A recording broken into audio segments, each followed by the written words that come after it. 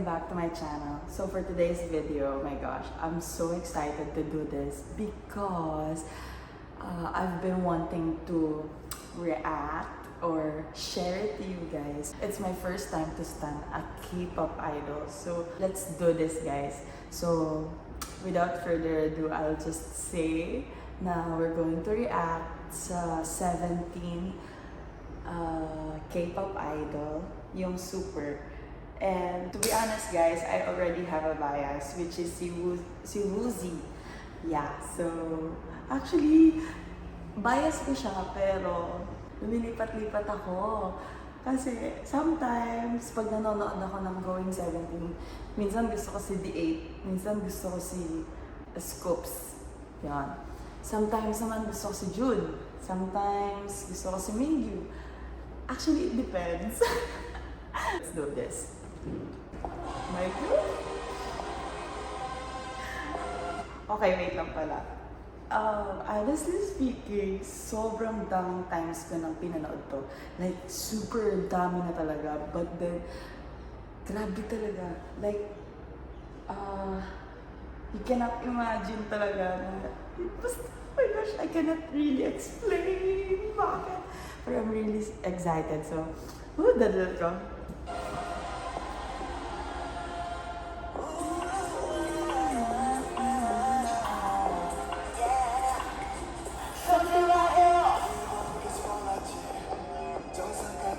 Pogi ni ano.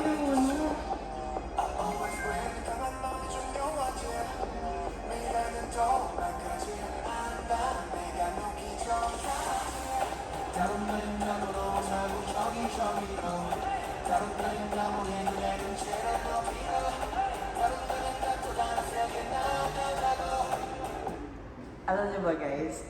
Nung una ko siyang napanood, sabi ko, oh my gosh, sino dito si Wonwoo? Ganyan. Kasi, di ba, yung mga Going 17, at saka yung normal na style ni Wonwoo, lagi siyang naka-glasses.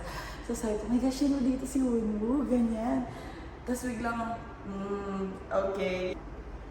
Yung friend ko, sabi niya sa akin na, ito si Wonwoo, siya yung umpisa dyan, ganyan.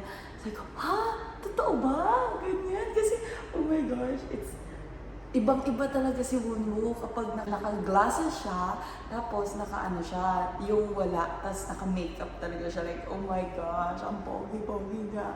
Gagaan.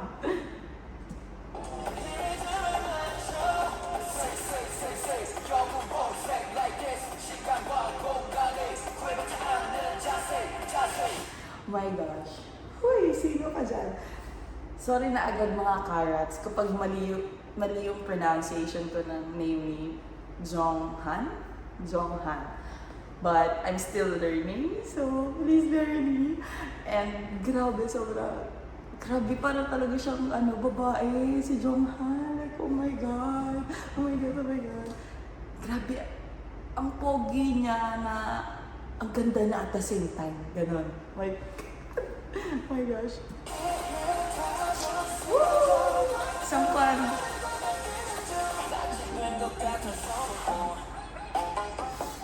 My gosh. Gusto ko lang sabihin na ang gwapo ni Dino dito. Like, super. The first time na napanood ko ang 17 was their Game Caters, which is kay producer na, kay PD na. So now, hindi ko masyadong napapansin si Dino that time. Like, okay, he's the maknae.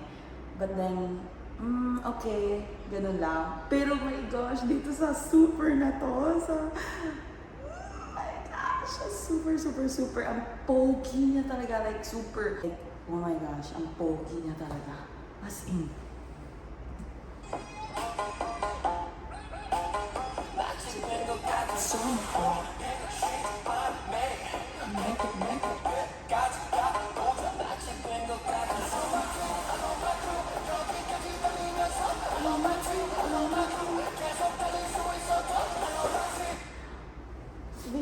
Ang pogi ni Yoshi. As in, like, super, nung time na napanood ko nga yung Game Caters, okay, I'll make another video on that. Yung kung paano ako naging karat. Oh my gosh. Kasi the first time ko nga napanood na 17 sa Game Caters, si Hoshi talaga, yung talaga sabi, oh my gosh, ang pogi-pogi naman niya. And I thought na siya ay isang Japanese. Kasi yung mata niya, like super mukha siyang Japanese. So, sorry Hoshi. Harangi. Oh my gosh.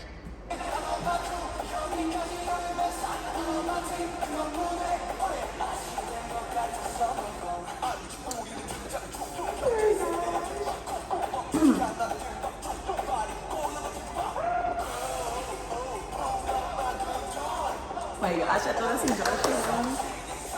Si Shua.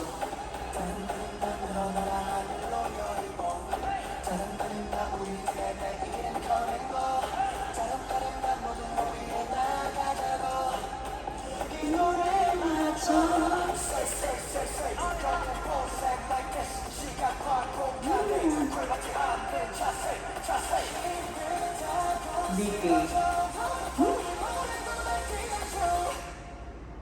Mike.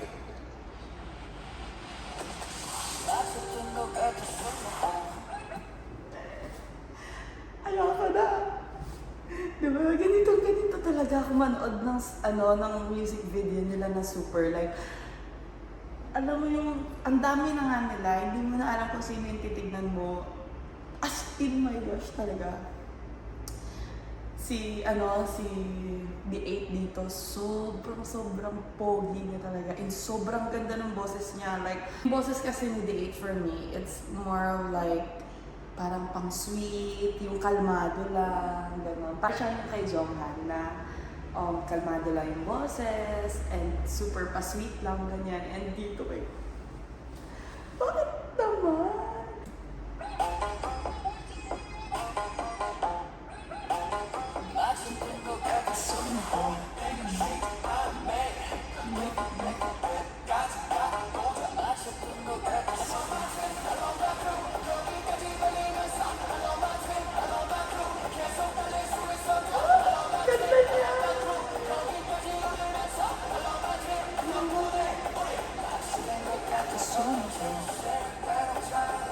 Dude, grabe. Ito na, yung bias ko.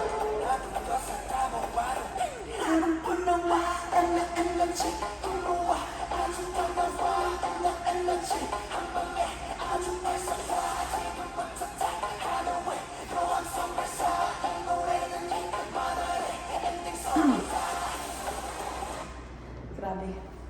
Sabi ko sa inyo, galing bias ko.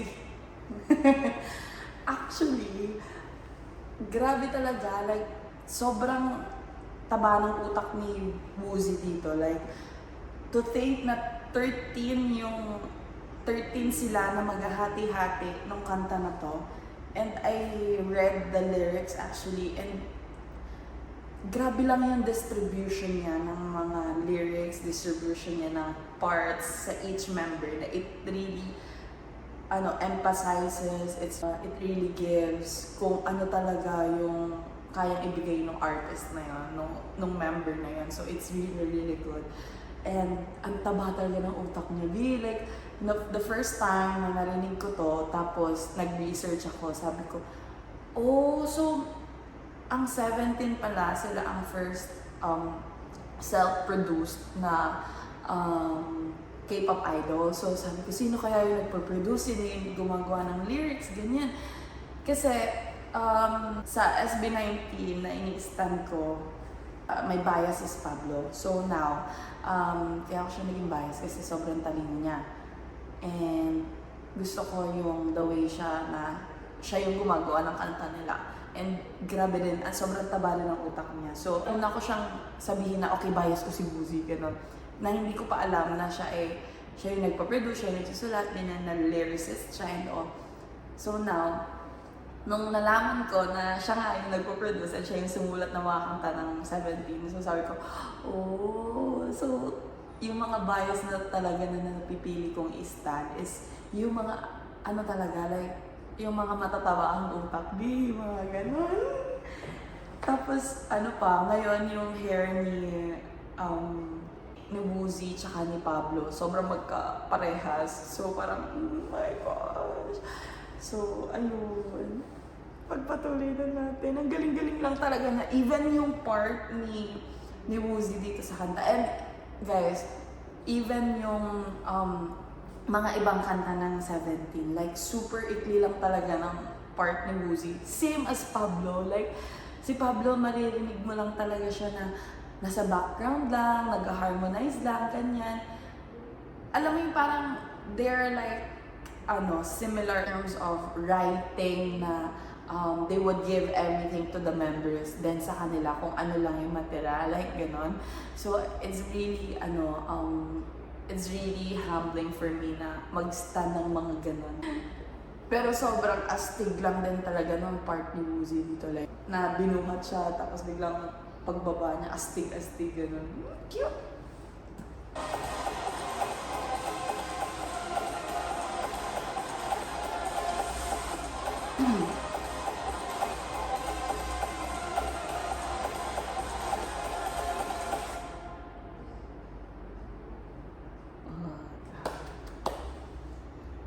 Actually, I wanted to, react pa yung isa nilang, hindi siya music video, yun yung parang band version ng Super kasi sobrang galing din talaga ng ni Woozi doon and also live siyang kinanta. So, grabe, super galing. And I really hope na makanood talaga ako ng concert nila, even if hindi sa Pinas or kahit sana sa Japan. Kaso yung Japan nila December.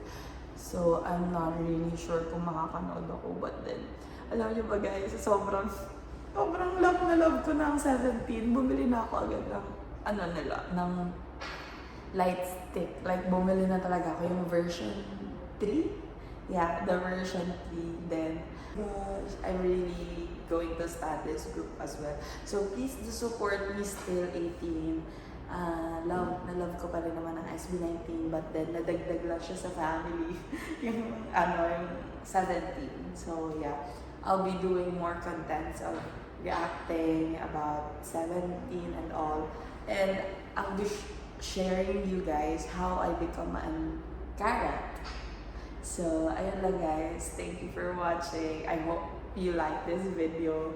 And please do comment down below who's your bias on 17 and what's your thought about this music video. And also, please follow me on my Twitter account @pingpompia. So, yun lang guys. Let's be a little kinder every day. Bye!